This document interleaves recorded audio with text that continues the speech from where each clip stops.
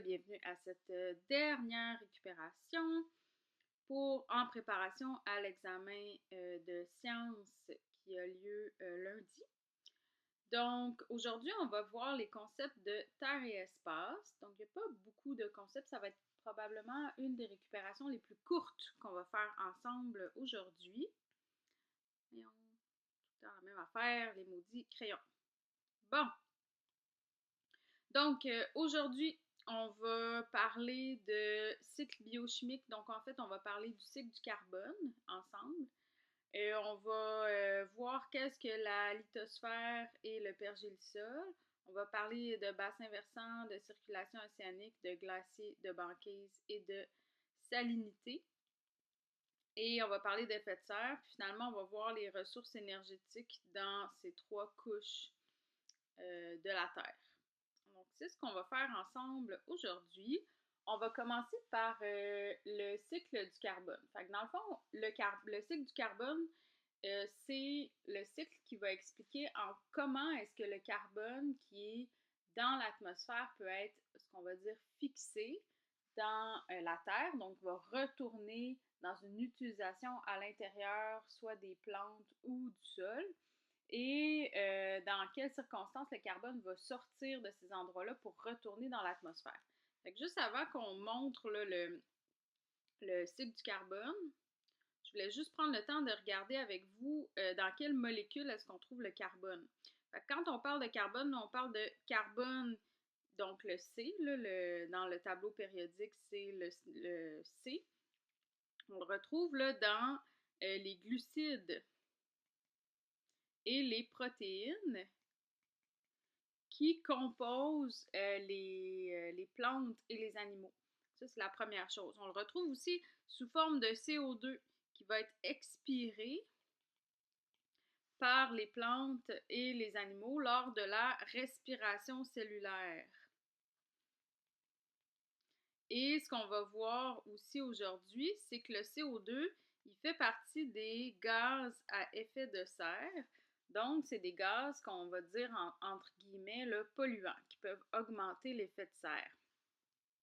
Alors, ce fameux cycle du carbone, je vais aller ici, notre source Alloprof, qui est vraiment bien. Donc, on a plusieurs endroits dans le cycle du carbone où est-ce qu'on va avoir soit une fixation ou soit on va avoir un relâchement du carbone dans l'atmosphère. Donc, première étape, on a ici, il n'y a pas vraiment de première ou de plusieurs étapes, là, mais bon, je vais y aller ici, avec le volcanisme. Donc, le volcanisme, en fait, là, il va y avoir une libération de CO2 dans le volcanisme à cause des roches en fusion et la fumée des volcans. Donc, les volcans, ils sont très polluants, là, encore une fois, entre guillemets. Donc, ils vont relâcher beaucoup de CO2. La combustion aussi des plantes. Fait que là, les plantes, on se rappelle, sont faites de glucides et de protéines, mais surtout de glucides qui sont faites de carbone principalement. Donc, quand on a une combustion de comburant, ça on l'avait vu ensemble quand on avait... là, c'est pas beau, hein, ça? Donc, quand on avait vu dans la première récupération, là, on avait parlé de combustion ici. Donc, la combustion, là, on va prendre un comburant qui peut être, par exemple, du bois. Donc, le bois va être composé en grande partie de carbone et ce bois-là va réagir avec l'oxygène, l'O2, avec une température d'ignition. Là, on fait un beau lien avec l'univers matériel et il va dans notre réaction de combustion, là, on a du CO2 qui est relâché. Et ce CO2-là, le carbone, il provient ici des glucides. Le O2, il va provenir aussi de l'oxygène, va provenir aussi des glucides. Fait que c'est une réaction chimique qui va transformer, par exemple, les glucides et d'autres molécules, évidemment, entre autres, en CO2. Donc ça, c'est pour la combustion. Ensuite, là, je vais aller dans toutes les phases du cycle du carbone où il y a un relâchement de carbone. Donc, autre relâchement, bien, on a la respiration. Donc, je l'ai dit tantôt. Donc, on a vu ensemble les équations de respiration cellulaire où on va utiliser le glucide qu'on va combiner avec de l'oxygène et il va y avoir un relâchement de CO2 et de H2O. Donc, on a du carbone qui est relâché dans l'atmosphère sous la forme de respiration. Ensuite, on a un relâchement de carbone aussi sous forme de décomposition. Fait que la décomposition, là, ça peut être la décomposition de matières organiques, genre du caca et des pêtes de vache. Donc, dans le caca, dans les excréments, là, il y a aussi du carbone qui va se décomposer éventuellement et qui va retourner dans l'atmosphère. Mais dans les pêtes de vache, il y a beaucoup de méthane. Et là, le méthane, peut-être que tu t'en souviens, peut-être que non, c'est aussi un gaz à effet de serre qui est le CH4, le méthane. Donc, c'est ici pour carbone. Fait qu'il y a d'autres carbones qui est relâché sous forme de pète de ruminants, des ruminants qui consomment beaucoup de végétaux. Donc, la décomposition, puis la décomposition aussi de toutes les matières organiques qui sont mortes, là, par exemple des cadavres ou par exemple des feuilles ou des plantes mortes aussi. Respiration, c'est la respiration des plantes, des animaux ou encore des poissons qui vont être dans l'eau ici. Donc ça, c'est toutes les étapes où il va y avoir un relâchement de gaz à effet de serre. Maintenant, les étapes où il y a une fixation de gaz à effet de serre. Donc, pas de gaz, pardon, de carbone. Donc là, dans quelle section ou à quel endroit le carbone va être utilisé, le carbone de l'atmosphère, pour être refixé dans, euh, dans des trucs, là, c'est ce qu'on va voir ensemble. Premièrement, la photosynthèse. Donc là, on a vu ensemble, déjà dans les équations chimiques, que la photosynthèse, c'est la création de glucides. Donc, glucides qui sont composés de carbone à partir de O2 et à partir de... à partir de CO2, excusez-moi, mon Dieu, je fais beaucoup de fautes là en ce moment. Donc, on va créer des glucides à partir de dioxyde de carbone et d'énergie solaire. Donc, on va avoir utilisation du CO2 qui est dans l'atmosphère pour créer des glucides. Ensuite, on a des combustibles fossiles où là, on va avoir des déchets organiques, souvent, qui vont s'accumuler dans le fond de l'océan, qui vont se comprimer avec le temps. Puis les combustibles fossiles sont composés en très grande partie de carbone. Fait que ce carbone-là, il va comme être fixé dans le sol jusqu'au moment où ces combustibles fossiles-là vont être brûlés sous forme de combustion, puis qui vont être relâchés dans l'atmosphère en CO2. Fait que pendant tout le temps où les combustibles fossiles, on ne touche pas, ce carbone-là, il est retiré de l'atmosphère. Ensuite, il y a les roches carbonatées. Donc, on a par exemple des fossiles, des eaux, des petits minéraux qui vont comme se fusionner ensemble pour faire des roches qui sont faites de carbone. Et ce carbone-là va être retiré aussi de l'atmosphère. Donc, c'est franchement les... Ah, finalement, on a la dissolution. Donc, on a du carbone qui est à l'intérieur de l'atmosphère, qui va se dissoudre dans l'eau et qui va pouvoir être utilisé par photosynthèse, par les algues qui sont sous-marines, par exemple, ou encore qui va s'accumuler dans le fond de l'eau et qui va faire des roches carbonatées. Donc, la dissolution permet au carbone qui est à l'intérieur de l'atmosphère d'entrer dans l'eau. Finalement, on a le transfert de carbone dans la consommation. Donc, les plantes qui produisent des glucides, donc qui utilisent le carbone, vont être mangées par les animaux qui sont herbivores, vont manger des plantes. Donc, ce carbone-là va passer des plantes aux animaux. Puis les animaux qui sont carnivores vont consommer le carbone qui est dans les animaux qui sont herbivores. Et ensuite, ces animaux-là vont excréter une partie du carbone sous forme d'excréments et sous forme de respiration aussi. Donc, c'est le cycle du carbone. Il y a des chances qu'on vous demande à l'examen, qu'est-ce qui arrive si on augmente, je sais pas, qu'on parle de déforestation. Fait que là, si on enlève beaucoup d'arbres dans le cycle du carbone, l'effet que ça va faire, c'est qu'il va y avoir moins de photosynthèse Donc, il va avoir une moins grande possibilité de fixer le carbone atmosphérique. Ça veut dire qu'il va y avoir plus de carbone dans l'air. Et ça a un effet direct sur le gaz à effet de serre, qu'on va voir tantôt.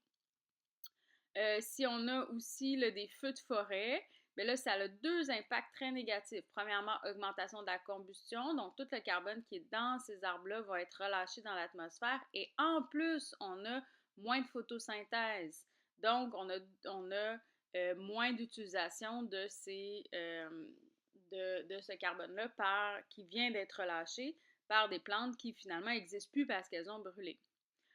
Autre effet qu'on pourrait avoir, on pourrait dire, ben là, l'utilisation des combustibles fossiles ici a un impact sur le cycle du carbone et les gaz à effet de serre parce que ce carbone-là qui est comme caché dans le fond du sol, dont on ne se servait pas, on le remet en circulation dans l'atmosphère. Puis là, il y a des chances que le reste des processus qui servent à fixer le carbone ne soient pas assez efficaces pour aller tout fixer ce carbone-là qu'on relâche dans l'atmosphère. Donc, ça va faire une accumulation de carbone dans l'atmosphère.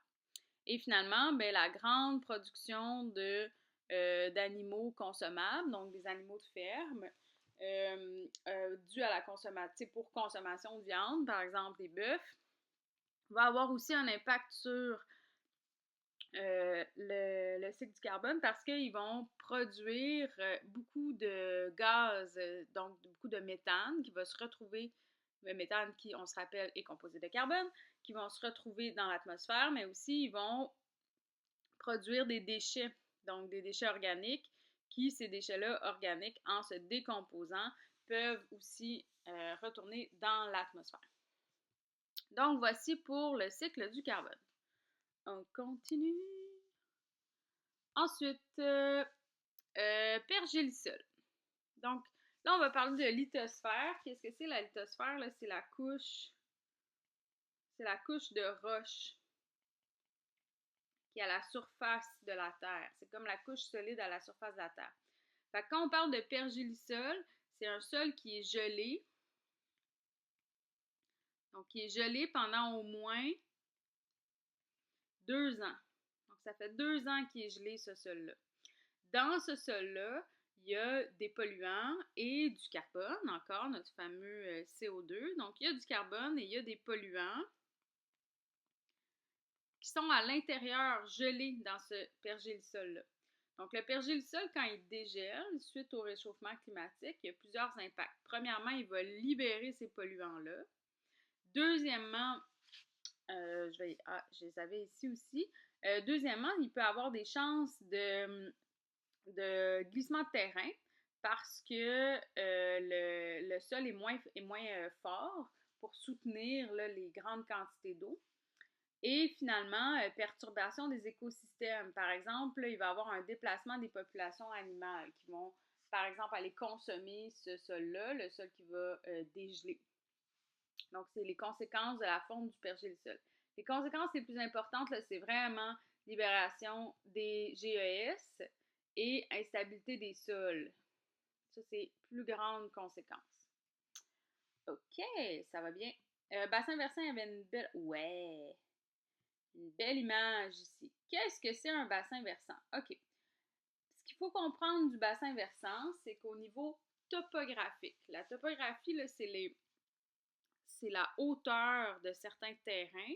Là, ceux qui étaient avec moi, là, on a eu un grand débat qui a duré genre 20 minutes, là, où est-ce que vous alliez regarder quelle ville était, village ou endroit ou peu importe, la municipalité était plus haute que l'autre. Puis là, vous me disiez comme, ah, Saint-Clément, c'est plus haut que...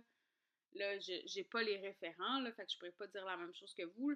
Mettons Saint-Clément, c'est plus haut que Sainte-Rita, mais là, quand j'étais à telle place, je sais que c'est plus haut. Ça, c'est la topographie. OK? Là, c'est pas une question de si c'est plus au nord ou plus au sud. C'est une question de où est-ce qu'on est plus élevé par rapport à l'eau. Donc, la topographie, ce qu'elle dit, c'est que quand on a un bassin versant, donc quand on a une étendue d'eau qui est plus haute au niveau topographique du nôtre, donc quand on dit qu'elle est en amont, ici, bien ça veut dire que tout ce qui va se passer dans ce cours d'eau-là va avoir un impact sur les cours d'eau suivants. Donc, dans la vie, là, pense-y là, de façon comme super logique. Là, si tu te fais comme une petite butte, là, puis là, tu mets de l'eau sur le top de ta petite butte, ben c'est sûr qu'elle va glisser jusqu'en bas. OK? C'est ça le concept de bassin versant. Donc, tous les cours d'eau qui sont en aval, donc qui sont plus bas dans la zone topographique, ils vont comme ramasser tous les polluants qui vont se trouver en amont. Ça veut dire que, c'est un mauvais exemple, mais si tu as à polluer un cours d'eau, c'est mieux de le polluer le plus loin possible en aval, donc le plus loin possible de la zone finale de déversement pour que tous les cours d'eau en amont ne soient pas touchés. Donc, comment est-ce qu'on fait pour interpréter ça? Bien là, on doit regarder une carte topographique. Dans la ville, on va vous montrer ça à peu près comme ça. Fait que là, on va vous dire, mettons, le bassin versant A, ici, sa ligne de crête, elle dit qu'il va se déplacer comme ça ici, puis il va aller dans le B après. Tandis que le bassin versant, là, si on avait un bassin versant ici, de l'autre côté de la ligne de crête, bien, il irait dans une autre direction. Ça veut dire que si j'ai un déversement ici dans le bassin A, il va venir toucher le bassin B parce qu'il est en amont du B. Mais il ne viendra pas toucher le C parce qu'il ne peut pas remonter le courant après. Ben, c'est pas le courant, là, mais il ne peut pas remonter en termes de topographie, en termes de hauteur. Fait qu'il ne viendra pas toucher le C. Mais si j'ai un déversement de polluants dans le C, il va venir toucher le B, mais il ne viendra pas toucher le A parce qu'il ne peut pas remonter jusqu'à A. C'est ça le concept de bassin versant. Souvent, dans des questions d'examen du ministère, on vous dit genre, je sais pas là, Jean-Steven habite ici, à A, puis Marie-Monique habite à C. À côté de chez Marie-Monique, il y a un déversement de polluants agricoles. Est-ce que le cours d'eau de Jean-Steven va être touché? Puis là, il va falloir que tu regardes la carte, puis là, tu fais comme, ah ben non, Jean-Steven, il est plus en amont du déversement. Fait qu'il est chill. Mais par contre, Pierre-Paul, qui est à B, ben lui, ça se peut qu'il soit touché. Donc, c'est ces questions-là qu'on va vous poser par rapport au bassin versant. Ensuite, on va y aller vers la circulation océanique, qui est ici.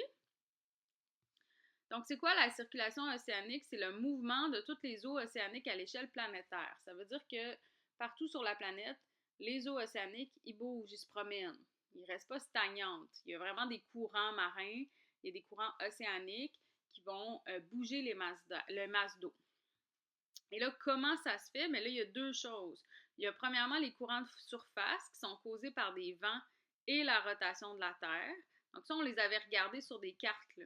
Puis là, on voyait que les courants de surface, c'est vraiment en lien avec les vents qu'il y a en haut, là. Donc le vent va pousser des masses d'eau qui sont plus à la surface. Tandis que les courants de profondeur, ils sont causés par la variation de la masse volumique de l'eau. Et comment la masse volumique de l'eau varie? Bien, elle varie en fonction de sa température et de sa salinité. On l'appelle la boucle thermohaline. Donc, thermohaline avec, oui, c'est ça. Donc, thermohaline. Donc, comment ça fonctionne, cette boucle thermohaline? C'est pour la température et la salinité qu'on l'appelle comme ça. Donc, comment elle fonctionne?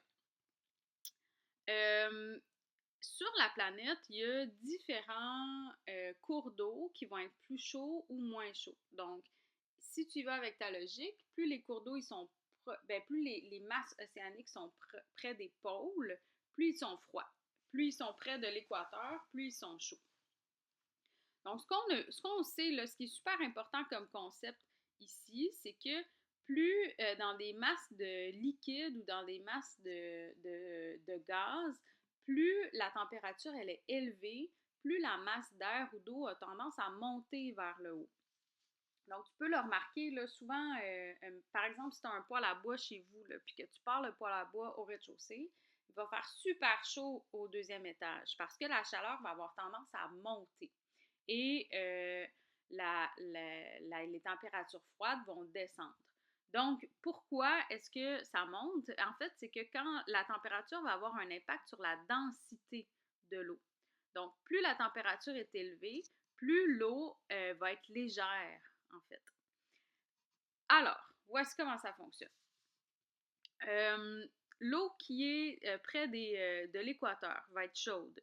Et comme elle va être chaude, elle va monter vers la surface. En montant vers la surface, elle va être poussée par des courants de surface et compagnie jusque vers les pôles.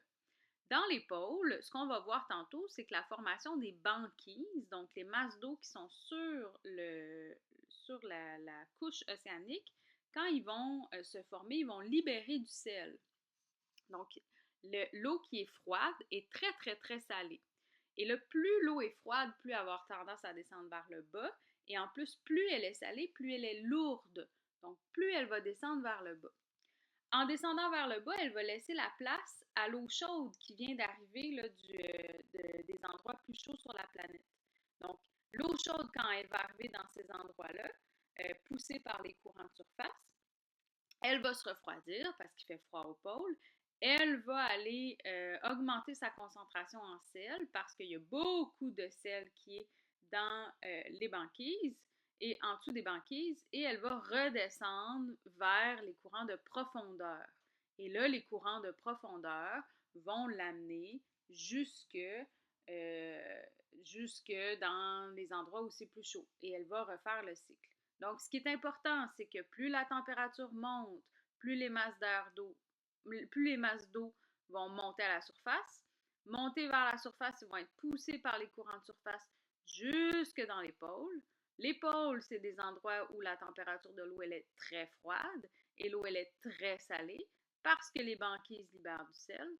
Donc, l'eau chaude qui s'est rendue jusque-là va devenir froide et très salée, va redescendre vers les profondeurs et va être amené par les courants de profondeur jusqu'aux endroits où il fait plus chaud. Et ça va faire la grande boucle euh, de courants d'eau qu'on retrouve partout sur la Terre.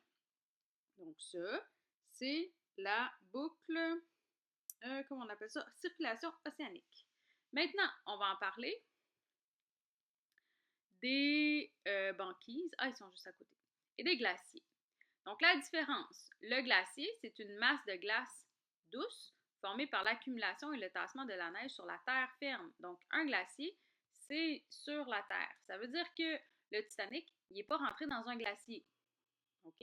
Le glacier, c'est sur la terre. Il est peut-être rentré dans une banquise, par exemple, ou encore sur une glace qui s'est détachée et qui flotte. Mais c'est certainement pas un glacier. Une banquise, c'est une étendue de glace.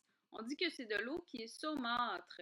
Ça va être de l'eau qui va être légèrement salée, ok, pas extra salée, parce que l'eau très salée ne gèle pas, mais ça va être de l'eau salée qui va flotter sur les océans. Et en gelant, cette eau-là va libérer du sel qui va nous permettre de faire notre fantastique boucle thermohaline. Donc, sous la banquise, c'est full salé.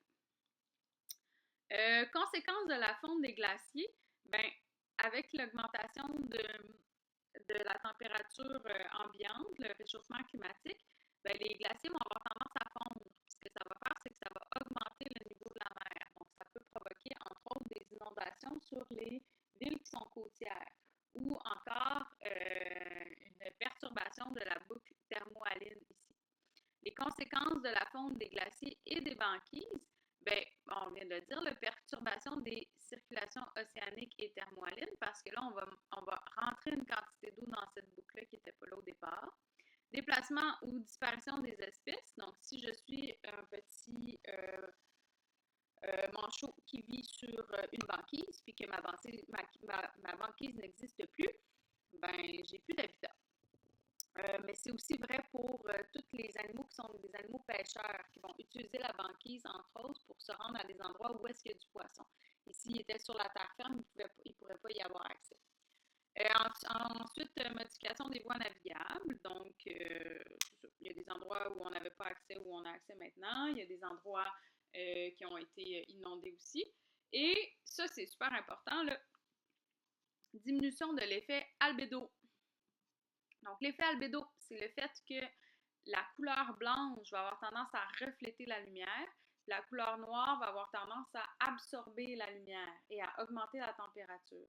Ça aussi, tu le vois, si tu marches pieds nus sur l'asphalte noir en plein été, si tu vas avoir mal aux pieds, mais si tu marches sur des tuiles blanches, nu-pieds, l'été, tu n'auras pas mal aux pieds parce que la couleur blanche ou pâle réfléchit la lumière, donc c'est plus frais. Ce qui fait que l'effet d'albédo, ce que ça fait, c'est qu'il y a une réflexion des rayons du soleil sur les glaciers et les banquises, Alors que si c'est sur la terre ferme, ben, il y a absorption de ces rayons du soleil-là qui va faire que la température ambiante va être plus chaude. Ça, c'est pas bon non plus pour le réchauffement climatique. Bon, hey, on a fait pas mal d'affaires. Il nous reste effet de serre et les ressources énergétiques. Les ressources énergétiques, honnêtement, là, je pense que c'est ce qu'il y a de plus facile. Mais si tu trouves ça difficile, je veux pas que tu te sentes mal. Effet de serre. OK. Ah oui, puis là, j'avais ouvert lui. Bon, merveilleux. Comment ça fonctionne, l'effet de serre? Première partie. Une partie du rayonnement solaire est réfléchie par l'atmosphère vers l'espace. C'est ce qui est une excellente nouvelle, sinon on serait tous morts complètement grillés. Donc, on a une bonne partie du rayonnement solaire qui est reflétée par l'atmosphère. Et là, il y a une autre partie du rayonnement solaire qui va rentrer dans l'atmosphère, ce qui est aussi une bonne nouvelle, sinon on serait tous congelés. Et cette partie-là du rayonnement solaire va faire réchauffer la Terre, réchauffer les cours d'eau. La température, oui, c'est ça, c'est ce que ça dit, la température des sols et des océans va augmenter. Une partie de l'énergie absorbée par la surface de la Terre est ensuite transformée en chaleur, ce qui est ici, et réémise sous forme de rayonnement infrarouge vers l'atmosphère. Okay? Donc, l'effet de serre n'a pas d'impact sur la partie rayonnement du soleil. Okay? Ça a vraiment une partie sur. Ça a vraiment un effet sur la partie rayonnement infrarouge de chaleur. Donc, il y a une partie du rayonnement infrarouge émis par la surface de la Terre qui va traverser l'atmosphère et va retourner dans l'espace. Mais il y a une partie qui est absorbée par les gaz à effet de serre qui va augmenter la température de l'atmosphère.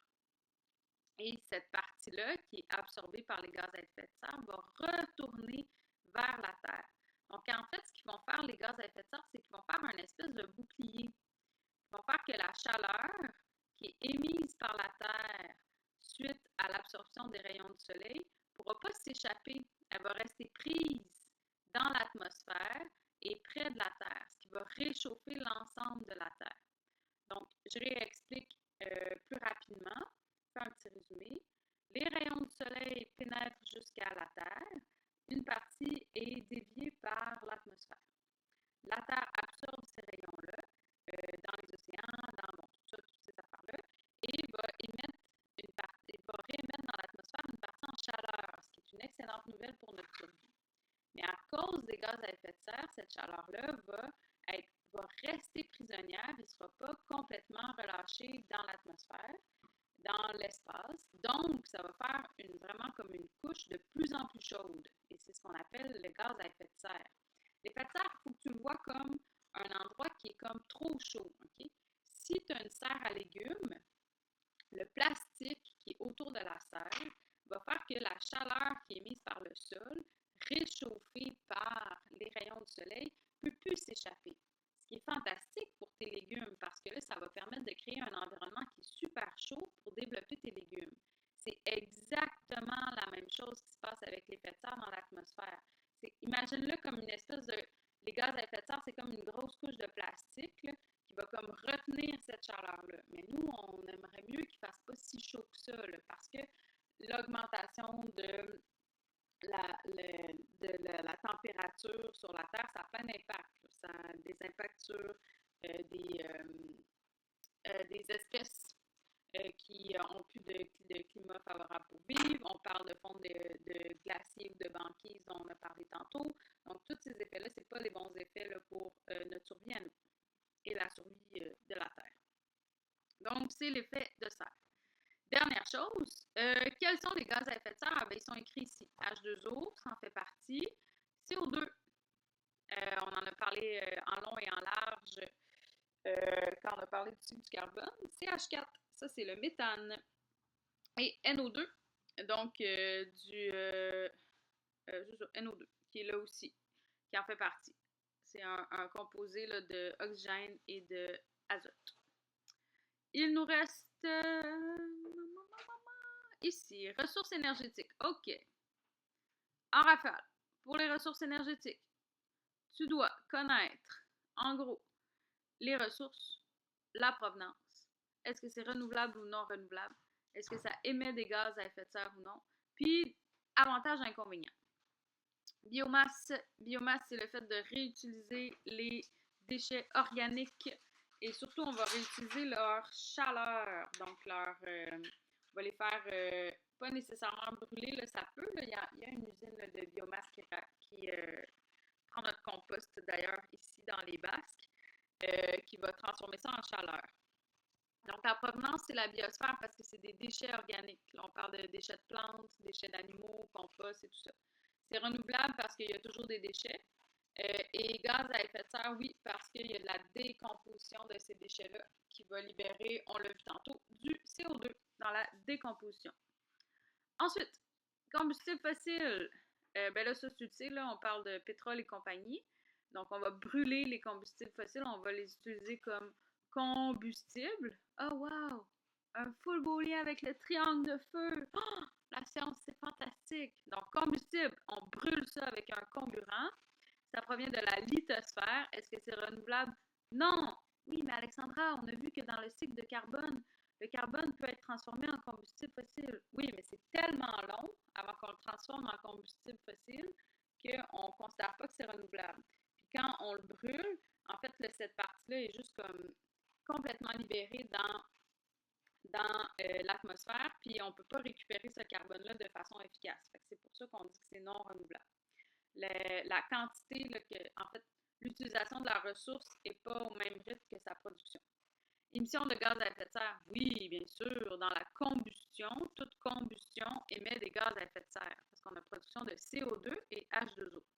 Uranium, là, on va parler plutôt d'énergie nucléaire. Donc, l'uranium, l'énergie nucléaire provient de la lithosphère. Elle est non renouvelable pour les mêmes raisons. En fait, on va falloir comme aller chercher d'autres noyaux, d'autres atomes d'uranium. Mais il n'y a pas d'émission de gaz à effet de serre. Par exemple, elle est quand même relativement dangereuse. Puis il faut, après ça,